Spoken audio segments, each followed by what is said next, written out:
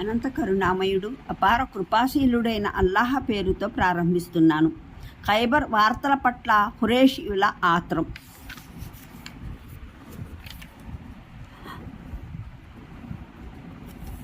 నమాజ్ ముగిసిన తర్వాత దైవ ప్రవక్త సల్లల్లాహు అలైహి వసల్లం మాట్లాడుతూ ఈ విధంగా నిద్ర నుండి సమయానికి మేల్కోలేకపోతే మేల్కొనగానే నమాజ్ చేయండి అన్నారు. తర్వాత ముస్లింలు అక్కడి నుంచి ప్రయాణం సాగించి మదీనా చేరుకున్నారు. దారిలోనే మరొక చోట అంతిమ దైవ ప్రవక్త సల్లల్లాహు అలైహి వసల్లం యుద్ధ ఖైదీ బానిసత్వం నుండి విముక్తురాలై ఇస్లాం స్వీకరించిన హజరత్ సఫియా రజీను వివాహమాడారు. సఫియా రజీ మొదటి వివాహం సలాం బిన్ ముష్కిమ్ అనే యూదుడితో జరిగింది. అతను విడాకులు ఇవ్వడంతో ఆమె మళ్ళీ కనానా అనే మరో యూద వ్యక్తిని వివాహమాడారు. కనానా ఖైబర్ యుద్ధంలో చనిపోయాడు. యూదులు యావత్తు అరేబియాలోనే గొప్ప ధనికులు. వారు ఆ కాలంలో అపార సిరి సంపదలతో తొలుతూగుతూ ఉండేవారు. వారి దగ్గర వేలాది ఎకరాలలో సారవంతమైన పంట భూములు, పండ్ల తోటలతో పాటు కోట్లాది రూపాయల ఇలువగల వెండి, బంగారాలు, ఇతర ఇలువైన వస్తువులు ఉండేవి. పైగా భారీ ఎత్తున ఆయుధాలు, యుద్ధ కవచాలు, వాహనాలు కూడా ఉండేవి. అవన్నీ ఇప్పుడు సమరసొత్తుగా ముస్లింల ఆధీనంలోకి వచ్చాయి. ఈ సిరి సంపదలతో ముస్లింల దారిద్ర్యం సమసిపోయింది. ముహాజిర్ ముస్లింలు తమకు అన్సార్ ముస్లింలు ఇచ్చిన ఆస్తులు వారికి తిరిగి ఇచ్చివేశారు. ఈ విధంగా ఖైబర్ విజయం ముస్లింలను అపార సిరి సంపదలతో ముంచెత్తింది. దైవ ప్రవక్త సల్లల్లాహు అలైహి వసల్లం తన అనుచరుల్ని తీసుకుని ఖైబర్కు బయలుదేరారన్న సమాచారం వినగానే మక్కా ఖురేషీయుల్లో నూతనోత్సాహం కలిగింది. ఇంకేముంది, ఖైబర్ యూదులు మొహమ్మద్ ఆయన అనుచరుల నడ్డి విరగొడతారని భావించారు వారు. నిజంగా ఖైబర్ యూదులు యుద్ధరంగంలో అరితేరిన మహాయోధులు. బల పరాక్రమాలలో వారికి వారే సాటి. ఎంతటి బలవంతుడైన శత్రువు కూడా వారి కంచుకోటను ఛేదించలేడు. ఈ విషయం మక్కా ఖురేషీయులకు బాగా తెలుసు. పైగా ఖైబర్ యూదుల దగ్గర అపార ధనరాశులు, సస్యశ్యామలమైన తోటలు, పంట పొలాలు ఉన్నందున వారంటే ఖురేషీలకు ఎంతో గౌరవం, అభిమానం. సిరి సంపదల విషయంలో ఖైబర్ యూదులకు ఎలాంటి లోటు లేదు. యుద్ధ తంత్రంలో కానీ, ధైర్య సాహసాల్లో కానీ అరేబియాలో వారికి మించిన జాతి లేదు. అందువల్ల వారితో ఢీకొన్న వారు బ్రతికి బట్ట కట్టలేరని ఖురేషీలకు గట్టి నమ్మకం ఉంది. ఈ దెబ్బతో ముస్లింల మత్తు వదిలిపోతుంది. మత్తుతో పాటు వారి రక్తం కాలువలై ఖైబర్ వీధుల్లో ప్రవహిస్తుంది. ఖైబర్ యూదులంటే ఏమనుకున్నారో ఈ ముస్లింలు. డొక్కచించి డోలు కడతారు, తలలు నరికి కోటగుమ్మాలకు ఎలాడదీస్తారు అని చెప్పుకున్నారు మక్కా బహుదైవారాధకులు. అందుకే వారు ఖైబర్ వార్తల కోసం తీవ్రంగా నిరీక్షించసాగారు. ఎటు ముస్లింలు పరాజయం చవిచూడక తప్పదని తలచిన ఖురేషీలు ఈ వార్త అందగానే సంతోషంతో గంతులేస్తూ వాయించడానికి కావలసిన మేళ తాళాలు కూడా సిద్ధం చేసుకున్నారు. అయితే ఖైబర్లో కూడా ముస్లింలే విజయపతాకం ఎగురవేస్తారని మక్కాలోని మరికొందరు ధీమా. దానిపై రెండు వర్గాల వారు వందేసి ఒంటెలు పందెం కాశారు. రోజులు గడిచిన కొద్దీ ఖురేషీల ఆరాటం అధికమవుతుంది. కొన్నాళ్లకు హజ్జాజ్ బిన్ ఇలాత్ ముస్లిమా అనే వ్యక్తి మక్కా వచ్చాడు. అతను కొంచెం దూరాన ఉండగానే ఖురేషీలు చూసి సంతోషంతో పొంగిపోయారు. హజ్జాజ్ దగ్గరికి రాగానే ఖురేషీలు అతన్ని చుట్టుముట్టారు. హజ్జాజ్, ఎప్పుడా శుభవార్త వినిపిస్తావా అని తహతలాడుతూ చెవులు రిక్కించి నిలబడ్డారు. ఆత్రం ఆపుకోలేని కొందరు ఖురేషీలు అడిగారు, హజ్జాజ్ ఏమిటి విశేషాలు, ఖైబర్ వార్తలేమిటి అని.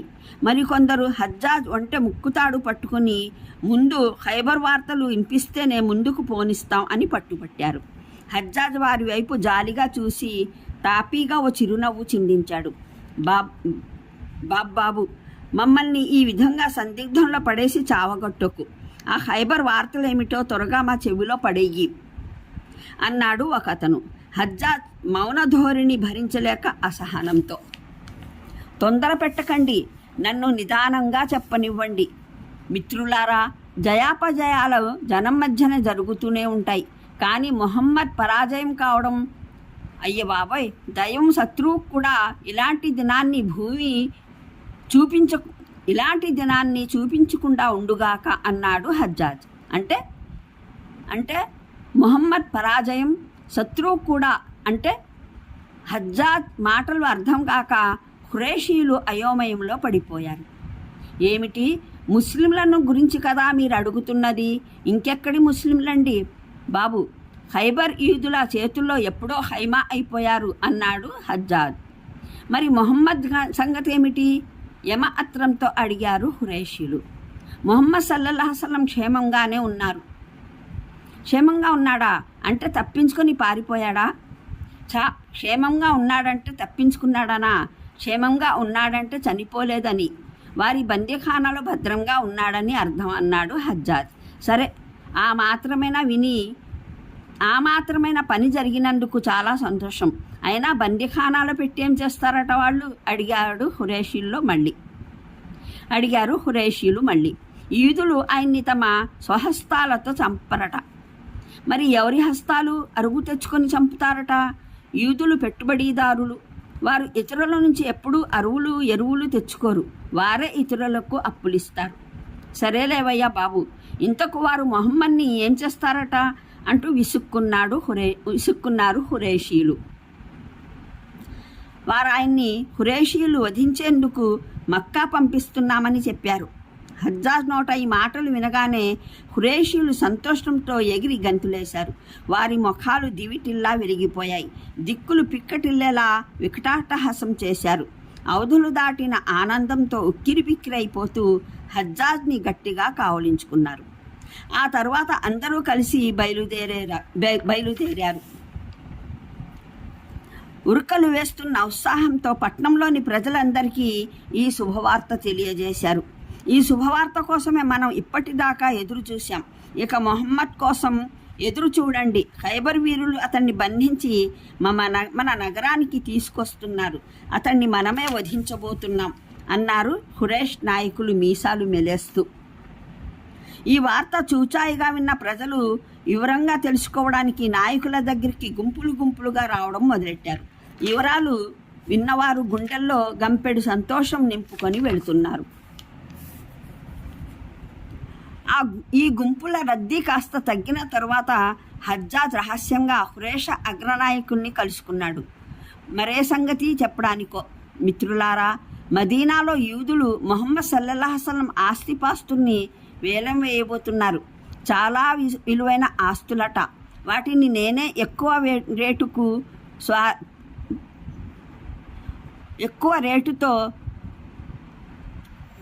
పాడి స్వాధీనం చేసుకోవాలనుకుంటున్నాను. ఈ విషయంలో నాకు మీ సహాయ సహకారాలు ఉంటే అంటూ నసియాడు హజ్జాజ్. తప్పకుండా ఉంటాయి, ఏం కావాలో చెప్పు అన్నాడు అగ్రనాయకులు. ఏమీ లేదు, ఇక్కడున్న నా డబ్బు సామాగ్రి అంతా సమకూర్చి పెట్టాలి. కొంత డబ్బు నా భాగస్వాముల దగ్గర దిగబడి ఉంది, దాన్ని కూడా వసూలు చేయాలి, అంతే. ఈ పని చేసి పెట్టి ఇతర వర్తకుల కన్నా ముందు నన్ను మదీనా పంపించే ఏర్పాటు చేస్తే మీ మేలు ఎన్నటికీ మర్చిపోలేను అన్నాడు హజ్జాజ్ ఎంతో వినయంగా. ఓస్, ఇదెంత పని, ఇదిగో ఇప్పుడే చేసి పెడతాం అన్నారు ఖురేష్ నాయకులు. అనడమేమిటి, హజ్జాజ్ డబ్బు ఇతర సామాగ్రిని నిమిషాల్లో తెచ్చిచ్చారు. బాకీలు కూడా వసూలు చేసి ఇచ్చారు. ఖైబర్ యూదులు ముస్లింలను జయించి వారి ఆస్తులను వేలం వేస్తున్నారని, దైవప్రవక్త ముహమ్మద్ సల్లల్లాహు అలైహి వసల్లంని బంధించి మక్కా పంపుతున్నారని హజ్జాజ్ చెప్పిన మాట మక్కాలో కార్చిచ్చులా వ్యాపించింది. ప్రవక్త పినతండ్రి అబ్బాస్ ఈ వార్త విని కంగారు పడి హజ్జాజ్ దగ్గరికి పరిగెత్తుకుంటూ వచ్చారు. ఆయన్ని ఏకాంతంలో కలుసుకుని మాట్లాడారు. ఏమిటి, ఈ వార్త నిజమేనా అన్నారు ఆయన రాగానే. మీరేమీ కంగారు పడకండి, నేనే మీ దగ్గరికి వీలు చూసుకుని వచ్చి అసలు విషయం చెబుతాను, అంతవరకు కాస్త ఓపిక పట్టండి అన్నాడు హజ్జాజ్. ఈ మాట విని అబ్బాస్ వెళ్ళిపోయారు. హజ్జాజ్ సామానంతా సర్దుకున్నాడు. సామాగ్రి సమేతంగా మక్కా నుండి బయలుదేరే ముందు అబ్బాస్ని కలుసుకున్నాడు. అబ్బాస్, మీరు నాకు మాట ఇవ్వాలి. 3 రోజుల దాకా నేను చెప్పే విషయాన్ని చాలా రహస్యంగా ఉంచాలి. ఆ తర్వాత మీ ఇష్టం. సరే, అలాగే ఉంచుతాను, మీరు నిశ్చింతంగా ఉండండి అన్నారు అబ్బాస్. నేను ఖైబర్ నుండి బయలుదేరి మదీనా వెళ్తే అక్కడ దైవప్రవక్త సల్లల్లాహు అలైహి వసల్లం భార్యలలో ఖైబర్ రాకుమారి సఫ్యారజీ ఉన్నట్లు తెలిసింది. దైవప్రవక్త సల్లల్లాహు అలైహి వసల్లం ఖైబర్ని జయించారు. ఇప్పుడు ఆ ప్రాంతం ఆయన ఆధీనంలో ఉంది అన్నాడు హాజాబ్.